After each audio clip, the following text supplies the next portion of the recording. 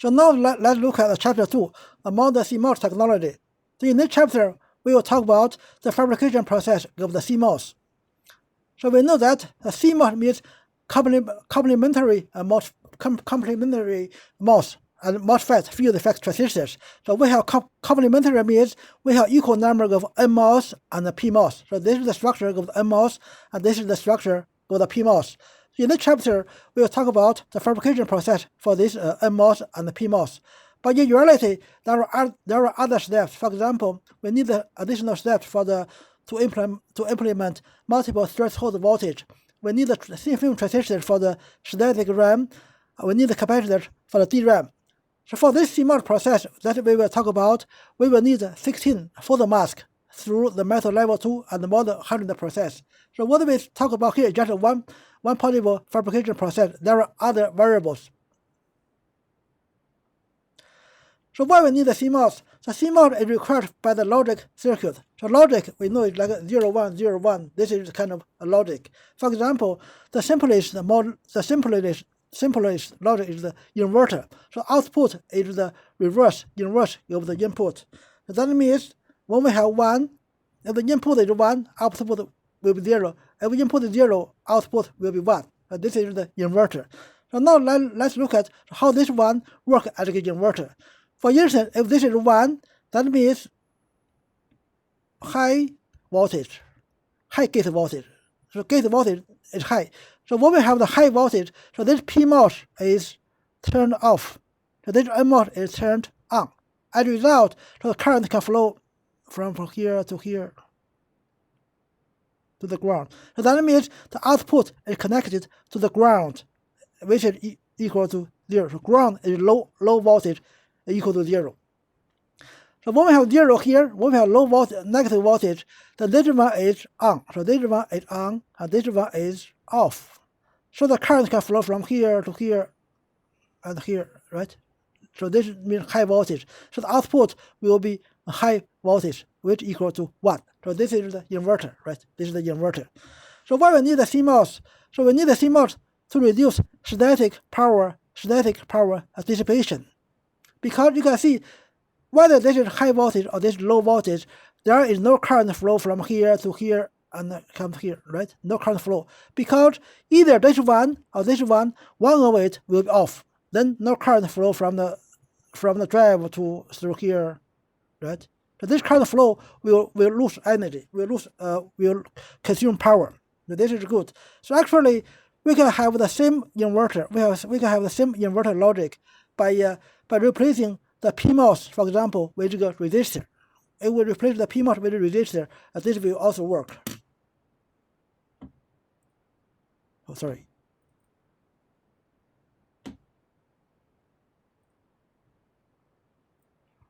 So if we replace the PMOS with a resistor, that means so we have this here is a resistor.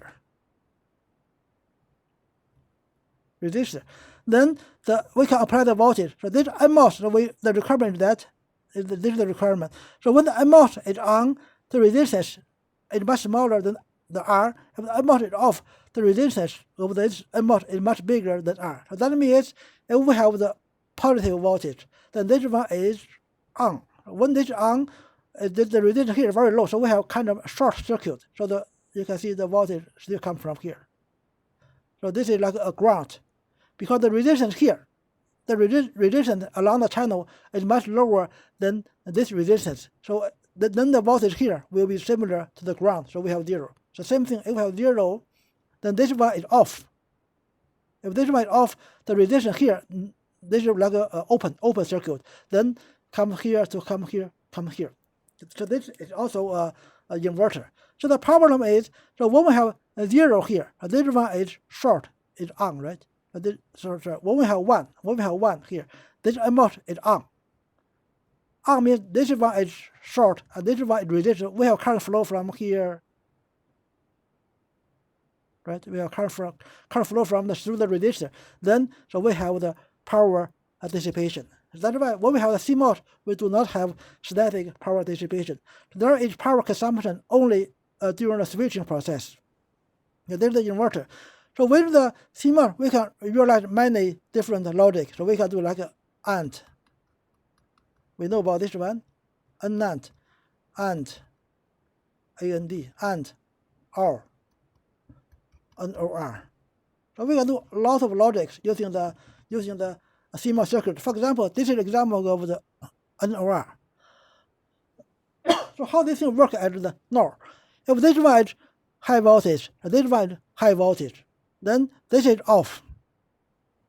This one is also off. So this is on, this is also on. So you can see the output come from here to here, here and here to the ground. It can also come from here to here to the ground.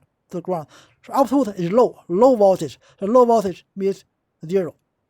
If this one is 0, then this one is on, so this is also on. Then this is off. This is off. That means the output can come from here, here, and here, right? Connected to the drive. A high voltage. This is high voltage. So output is high voltage, but this is equal to 1. If this one is 1, and this one is 0. If this one is 1, so this one is on. This one is on. So the output come from here to here, come here to ground. And then this one is on, but this one will be off. So the same thing. If this is 0, if this is 1, so sorry, this will be 0. If this is 0, this is 1, this is also 0. So this is the NOR logic operation. So we can do the similar thing for the NAND other logic. So this is the device that we are going to fabricate in this chapter. So here we have the source, drain, channel, gate. So this is polysilicon. Then we have the metal. So the metal, black color metal is the aluminum. So we have this passivation layer, silicon nitride. So we are here this is the silicon oxide insulation layer. This is metal, tungsten plug metal. And this one is also conducting is the titanium nitride. And we also have the doping. So how to make this device? So those are the toolkits we have. So we have for the insulated layers, we can do the thermal oxidation or nitridation. We can also do the deposition of oxide or nitride by low pressure chemical vapor deposition, plasma enhanced chemical vapor deposition, atmosphere pressure chemical vapor deposition. You look at here. So we will look at all the deposition process and etching process in chapter 9 and chapter 8. So for the doping, we can do the diffuser doping, implantation doping, or epitaxy doping. For the epitaxy, when we grow the silicon layer by layer, it will be doped in situ doping. So for the silicon and metals, and we can also use this can also be deposited by the LPCVD or PCVD. You look at here, those kind of chemical vapor deposition, as well as the sputter deposition process. For the patterning, we have the optical lithography. For the etching, we have the dry plasma etching, and we also have the wet etching. So now let's look at the fabrication process step by step.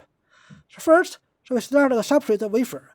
So substrate is the high resistivity lightly doped silicon. So this doping comes from the single crystal growth.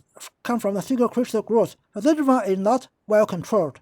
So this one we just need some lightly doped, so that later on when we dope P well or N well, those dopant will be higher than this one. So this one will be unimportant because they are lightly doped, will not affect the P well and N well.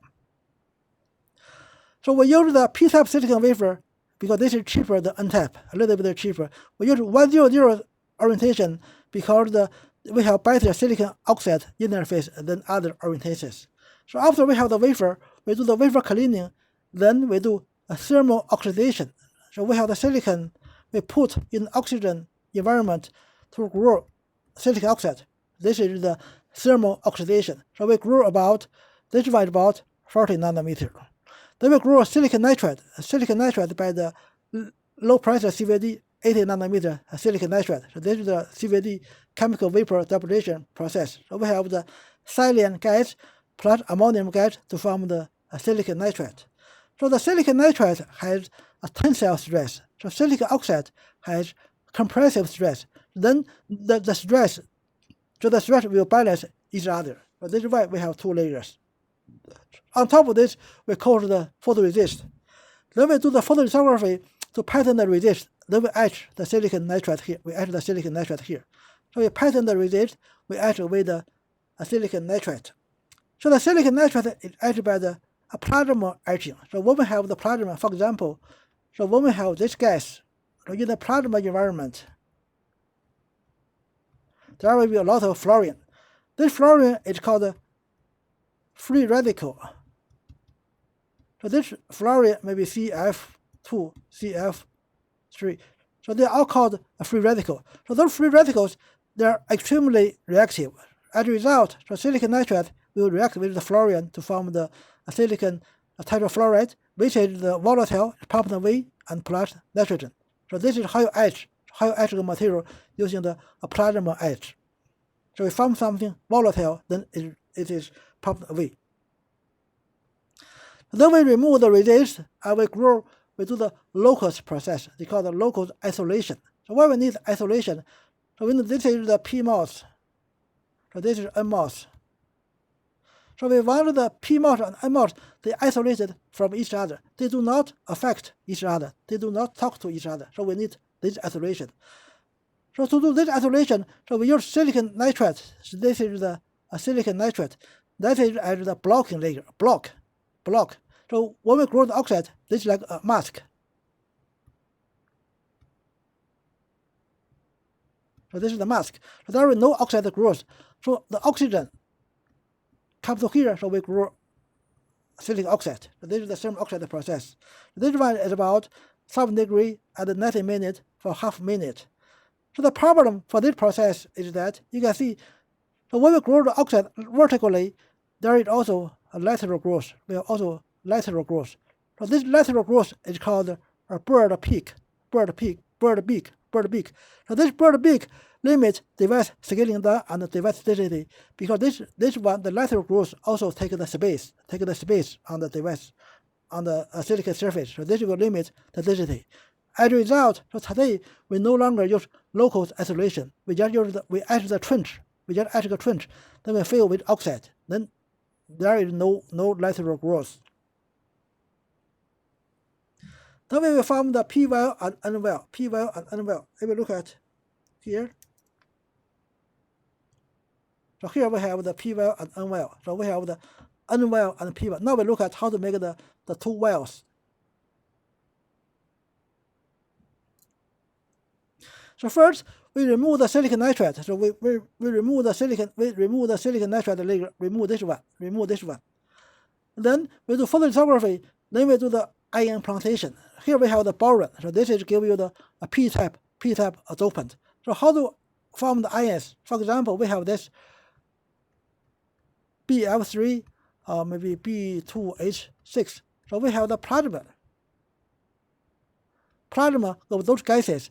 Then there will be boron ion. This ion is extracted from the plasma, then accelerated and implanted into the silicon.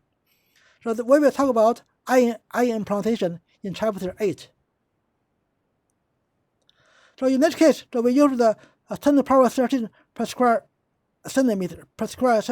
This is the dose for the doping. But when we talk about doping concentration, it is the per cubic centimeter. So this is the per cubic centimeter is the doping concentration. But for the implantation dose is the per square centimeter. So we need a pretty high voltage, 100 kilo electron volt, so that the boron can go to a few hundred nanometer deep.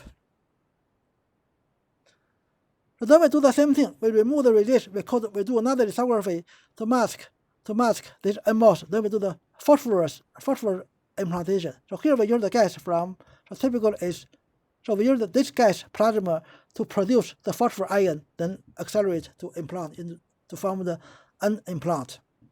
So this one even higher energy of the ion, because this one, the phosphorus is bigger than boron, so we need higher energy for the implant. So again, the dose about 10 to the 13 per square centimeter. So now after the implantation, there's still shallow. The next step is called the N and P well formation. So in that case, so we need high temperature process over 7 degrees for 4 to 6 hours. For this is pretty long time. There are two purposes for this high temperature process. The first one is called drive-in. So drive-in is the diffusion. diffusion. So when we have this implant, when we have high temperature process, so the dopant will diffuse deeper into the substrate. This diffusion, this vertical diffusion is called a drive-in. It's called a drive-in. So effectively, the dopant gets deeper and deeper. So we have this deeper well. Another purpose is to repair. So this we know we have hundreds of kilo electron volt energy of the ions during the ion implantation. So for the silicon, so we have 4 bonds. So to break those 4 chemical bonds is only 12 electron volt. So this energy is much lower than this energy. As a result, so one ion will create a 1,000 defect. So after ion implantation, there is many damages, vacancies in the silicon or even amorphous. So we need a high temperature process to repair the lattice to make it a single crystal again. The next step is the threshold voltage. We know that you learn the electronic devices in the second year, so you must know this equation. So this is the threshold voltage is given by this equation here. FB means, do you know what's the meaning of? It's called flat. So what is flat band? So we have the MOSFET, so we have the MOS. So metal oxide semiconductor. So we have the metal here. For the metal, so we have this Fermi level. For the oxide, so we have this very high energy barrier. Then we have the semiconductor. It was not very good draw. So this is the conduction band. This is the valence band. So when the energy band level is like this, it is flat. This is the flat. So it's flat. But in this case, the Fermi level may be here. This is the Fermi level here. So you can see the Fermi level, this Fermi level, they are not the same. So that means we need apply this amount of the baggage voltage. So we need to apply this amount of the baggage voltage to have this to make it flat. So that means this flat band voltage is given by the EF. This Fermi level minus this Fermi level give you this flat band voltage. But without this, if there is no baggage voltage, then it will be something like this. If you remember, so then it will be right. It will be the Fermi level is still here. Then in this case, this Fermi level is the same as this Fermi level. This is the situation without any barriers. But here you can see this is curved. So this curved, it is not flat. So then we have this term phi f. So for the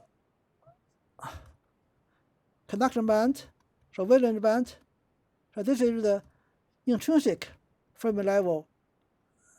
This is the actual Fermi level. The distance, the intrinsic means undoped. The Fermi level for the undoped silicon. This is the Fermi level for the doped silicon. So this difference, this is the phi f. So we have the term 2 phi f. Then we have this term. So Na is the doping. The phi f again. This is the dielectric constant C oxide. This is the capacitance across this oxide, so equal to the thickness of oxide R area. So this is the C oxide. So this is how you determine the threshold voltage. But sometimes this threshold voltage is not what we want. Then we can do implantation to adjust it. So this is the term. This is the term to adjust the threshold voltage. This is the actual term. So we know that. So voltage is given by charge divided by capacitance. So if we have actual charge by this implantation process, actual charge delta Q, then we have this change of this threshold voltage, the change of the threshold voltage. So physically, you can think this way. So we have actual dopings. Then you need a higher voltage. To drive them away. Before you can have the inversion. So you need to drive away. You need to take away more ions. You need to take away more charge before the inversion. That's why you have this extra term. So this will give you the the threshold voltage as you want by adding this extra implantation. So then we do the same thing for the PMOS. We do arsenic implantation to adjust the threshold voltage. So this one is low doping and lower energy, shallow. Lower energy means shallower doping. So here we have this oxide here. So this oxide we know is 40 nanometer thick. So this is too thick. This is too thick. So we have to remove it. So this old oxide is too thick, and also it may be damaged during the implantation process. So we have to remove it. So we remove that oxide. We grow a new oxide. We grow this new gate oxide. That is 3 to 5 nanometer. So this is the case before year 2000. This is the year of the textbook. So today, because we have the scaling down, so the device, the transistor it becomes smaller and smaller and smaller. This is the scaling down. As a result, if we go through the oxide, maybe today we need 0.3 nanometer oxide. If we have 0.3 nanometer oxide, you know there will be a problem, because if this oxide is only 0.3 nanometer, then we have the gate here. Then we have the gate metal. Then the charge electrons can tunnel through, go to the gate. There will be tunneling. So the charge from the channel can tunnel through this oxide to the gate. If the oxide is this thin, it's usually nothing. So we have the tunneling effect. As a result, we can no longer use silicon oxide as the gate material. So nowadays, people use called high K material.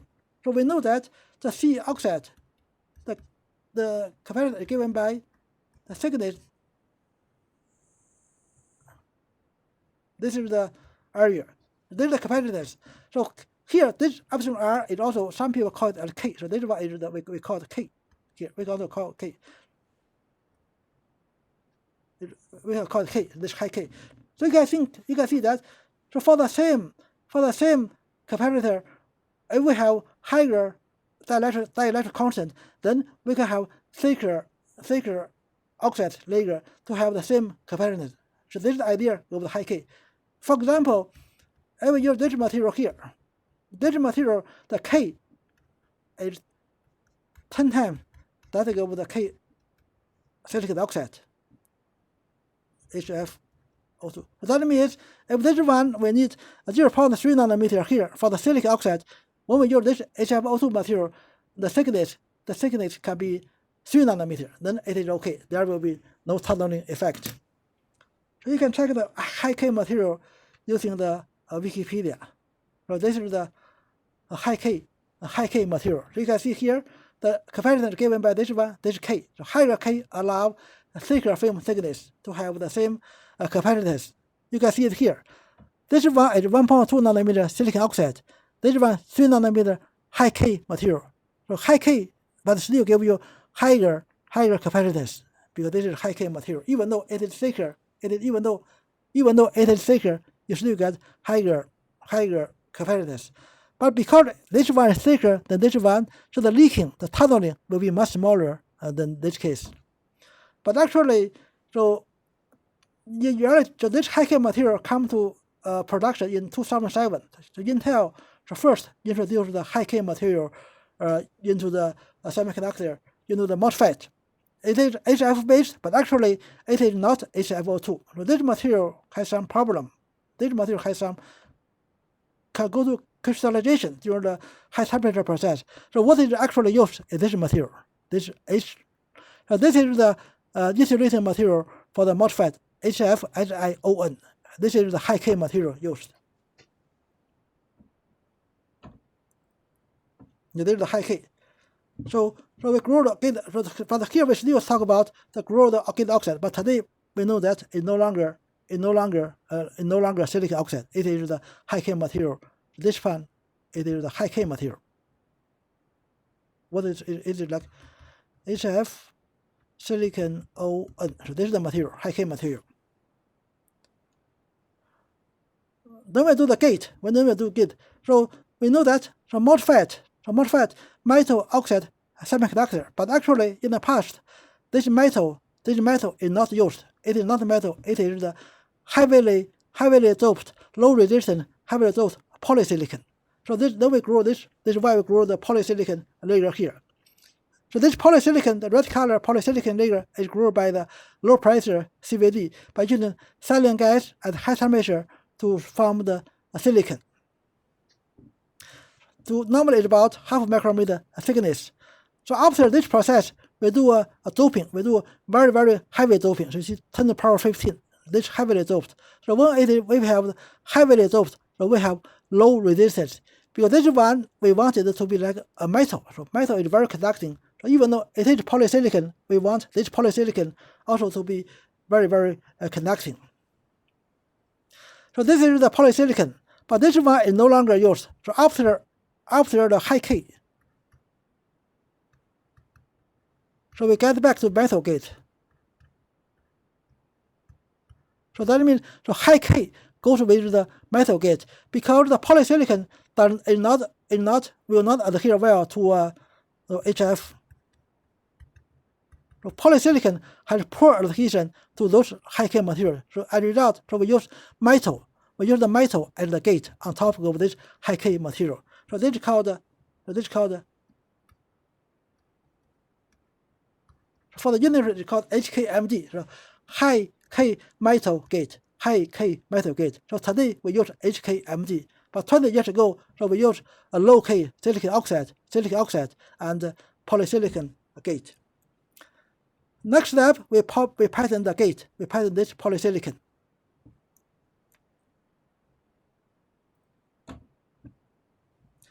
So you can see here, to patent the polysilicon, we coat the resist and we do the photolithography. So this photolithography step is the most demanding lithography because we require the finest resolution to have this gate. So for the transistor, the length from here to here, it is called the channel length. But this is the most critical. So for example, today we talk about 5 nanometer node. So actually this 5 nanometer node means this one is 5 nanometer. It's 5 nanometer. But this is, we know is no longer, is not half pitch. So this is the most demanding lithography. We know for the EUV lithography, if you read the news, EUV lithography, we can pattern very, very small feature set like this.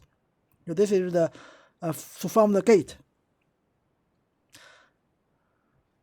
So after this step, we remove the resist. Then the next thing we do is called a laterally doped drain. Laterally doped drain. So why we need this laterally doped drain? So first, what is the laterally doped drain? So if we look at here, so you can see, so we have small, we have this part, right? We have to have this part. You see here, the same thing here, this part.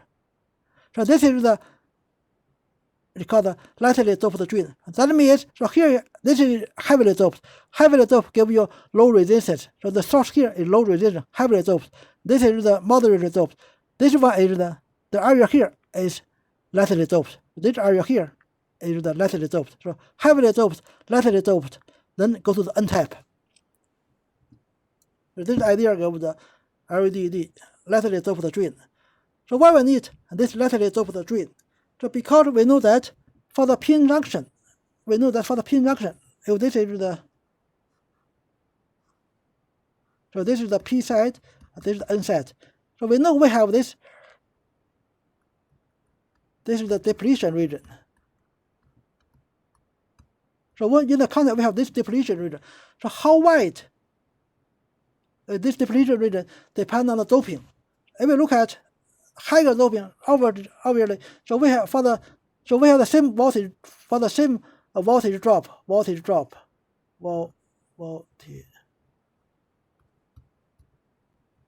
the same voltage drop, so the electrical field, you can see a kind of 1 over width, right? The field is voltage divided by length. The field, electrical field is voltage divided by length. So length, here the length, you can roughly say the width is the depletion, this layer, depletion width.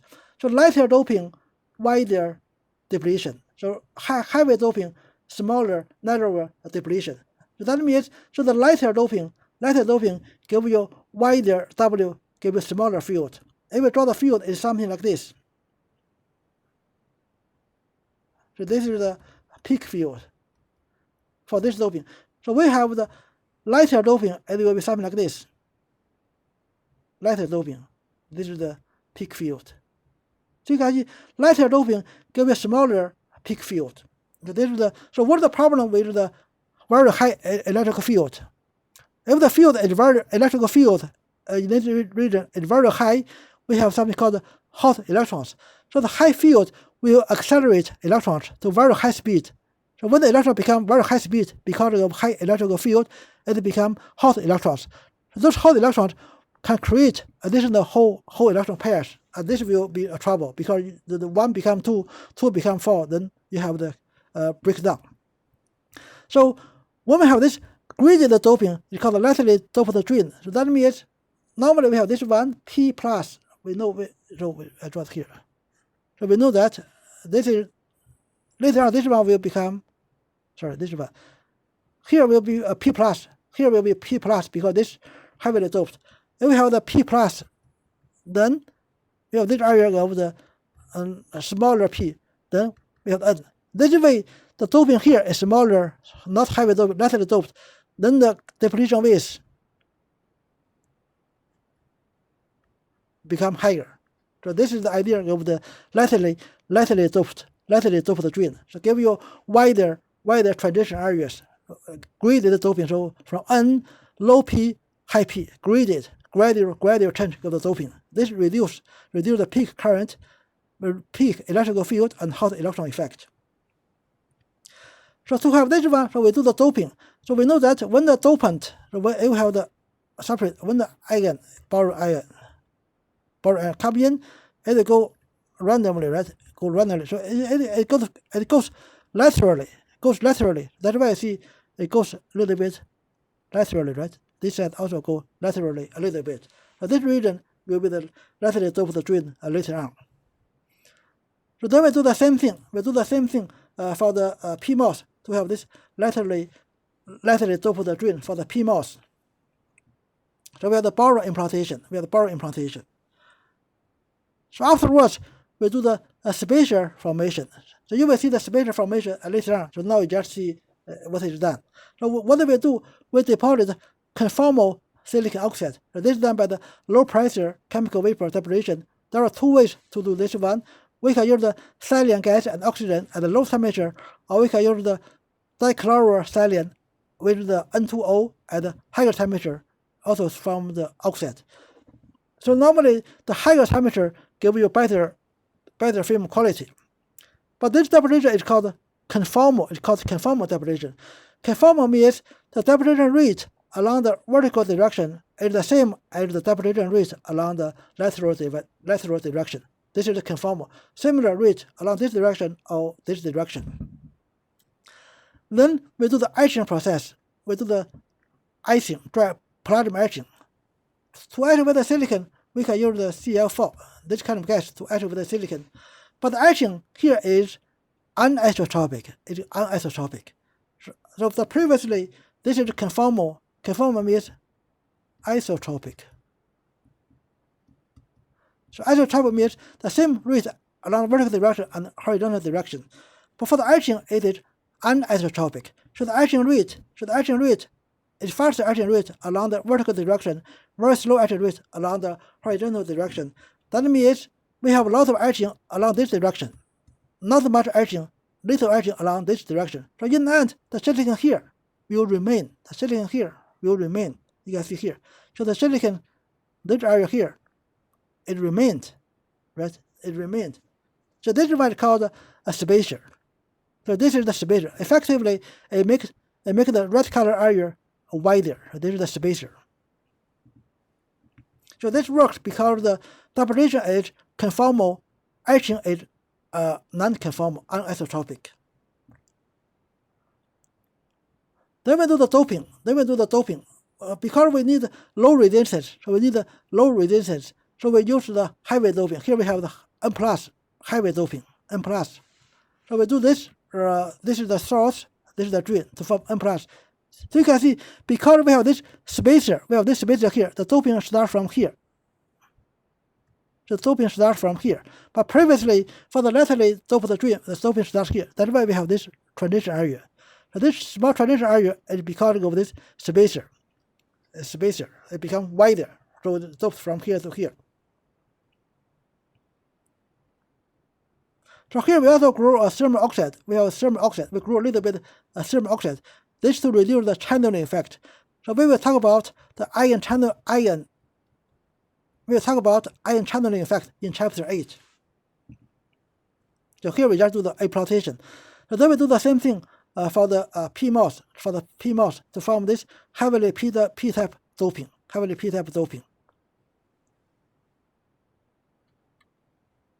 So next, we do the high temperature process. This one is the temperature 900 degrees for very short time. This can be 1000 degrees for just 1 minute. This is called RTA, rapid thermal annealing process. So the idea for the rapid thermal annealing process is to repair the damage. So we know that when we have ion implantation, when we do ion implantation, the ion is very high energy. It will damage the silicon to create lots of defects. Those defects will be repaired. The defect will be repaired by this high temperature process. At the same time, the source and the drain will diffuse a little bit deeper. So see, so from this shallow, from this height to this height, we have a little bit drive in. But if we do only 1 minute, there will be not much drive in. But if we do 30 minutes, there will be more drive in at this temperature. Okay, so next time we will talk about how to do the metal process. Thank you.